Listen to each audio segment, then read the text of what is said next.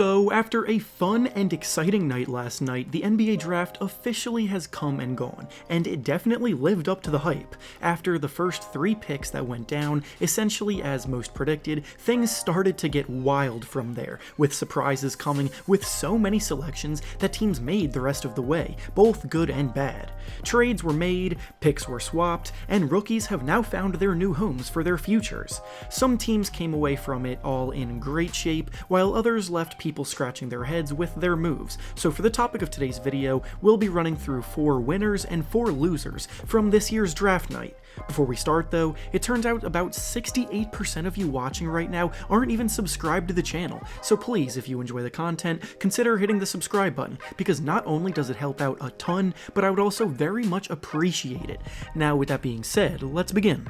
We'll start things off with the winners of the night, and the first one we'll be discussing is the Philadelphia 76ers. The Sixers had an amazing draft night for so many different reasons, and it goes far past the players that they picked in the draft. They started the night trading away Al Horford, which was priority number 1 for them this offseason to get rid of his horrific contract, and in return, they added Danny Green, who brings floor spacing, very good defense, and championship pedigree.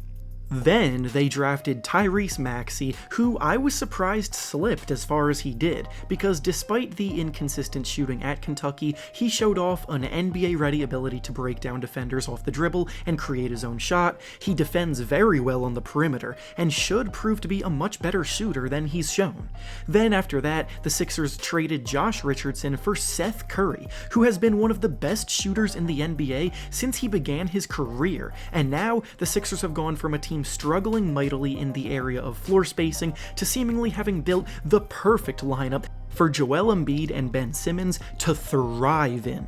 The next winner we'll be discussing is the Charlotte Hornets, who brought in 3 players in the draft, all of which I believe were strong additions. With the 3rd pick, they brought in LaMelo Ball, who all of you who have been watching my recent videos know is the player I believe to be the top prospect in the class with the highest ceiling, because he's the best playmaker in the draft with naturally elite floor vision and passing that can't be taught, while also having the potential to develop into a much better scorer than he showed while he was in the NBL. Then outside of just that pick, the team also killed it in the 2nd round, bringing in Nick Richards from Kentucky and Grant Riller from the College of Charleston. Riller very well might be one of the biggest steals in the entire draft, because he's a shot creator with genuine 1st round talent that the Hornets somehow snagged at the end of the 2nd round. And then with Richards, he's a solid big man that could play a role off the bench as a rebounder and defender for them.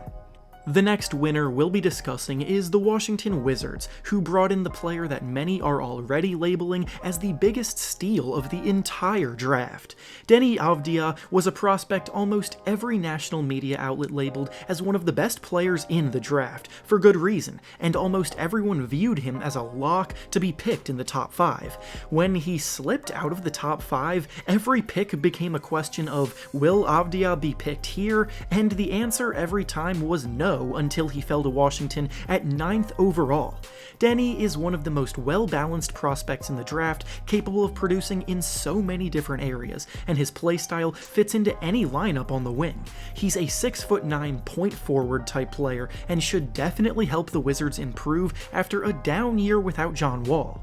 And now, the final winner we'll be discussing in this video is the Detroit Pistons, who got their hands on 3 first-round selections and honestly nailed every single one of them. The first one came at pick number 7 when they brought in Killian Hayes, who has one of the most diverse offensive packages when it comes to his shot creation off the dribble, playmaking, creativity, and promise for the future at the point guard position. Then they brought in Isaiah Stewart at pick number 16, who wasn't one of the most glamorous picks made on the night, and probably fell under the radar by most, but he's a highly productive big man that rebounds well, defends hard, and finishes strong at the rim as an overpowering figure. Then at number 19, they traded for that pick and acquired with it Saddiq Bey from Villanova, who I believe was lottery-level talent at the wing position, who brings supreme versatility on defense, reliable shooting as a 45% shooter from 3, and a developing ability to create for himself. 3 picks, 3 very good players they can build with in their future for their rebuild, so I think they did very well.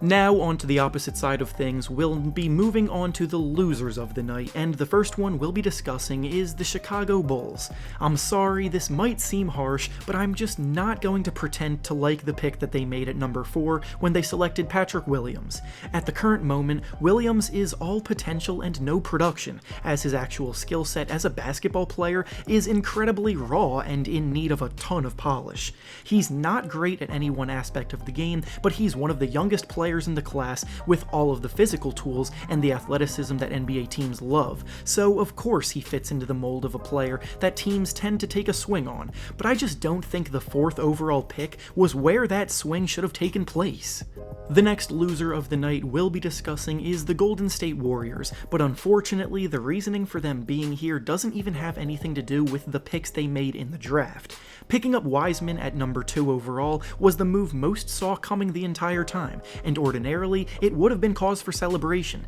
but reports came out last night that sharpshooter Klay Thompson re-injured himself during a workout, and there are legitimate worries about it being serious. At the time I'm working on this video, the exact severity of the injury has not been announced, and the team is hoping it's not going to hold him out of the entire year, but regardless, this was supposed to be the year where they bounce back with a healthy core, and this could set them back once again. We all hope for the best for Klay, and honestly, this kind of news is always just so disappointing for any fan of basketball. The next loser we'll be discussing from the draft is actually a specific player, being Onyeka Okongwu, who was drafted 6th overall by the Atlanta Hawks. Okongwu is one of, or arguably the best big man in the draft, possessing Bam Adebayo-esque defensive versatility while also being a strong role man in the pick and roll on offense, but he went to one of the few teams in the lottery that have a crowded front court with the Hawks. The team just traded for Clint Capella last year, and they also have young rising star John Collins putting up 20 and 10 every night, so at least in the short term, Okongwu's going to have a lot of competition to beat out for minutes. Maybe the Hawks are still looking to make some trades, maybe they view Okongwu as someone more for the future than for the present, but ultimately, the opportunity that Okongwu will have in Atlanta in the near future is not as big as it could have been in other locations. And finally, the last loser we'll be discussing in this video is the Houston Rockets, who originally made a good value move when they traded Robert Covington for 2 first-round picks, one being the 16th pick in this year's draft, but then they traded the 16th pick along with Trevor Ariza for a future pick, so they came away with one guy in this year's draft being 2nd-rounder Kenyon Martin Jr., son of former NBA player Kenyon Martin. Essentially, the Rockets are capped out when it comes to money, and instead of bringing in a cost-controlled young guy on a rookie deal, they moved their best pick for the ability to pay a free agent the mid-level exception. The Rockets have been a bit of a mess recently, and that struggle unfortunately continued into the draft last night.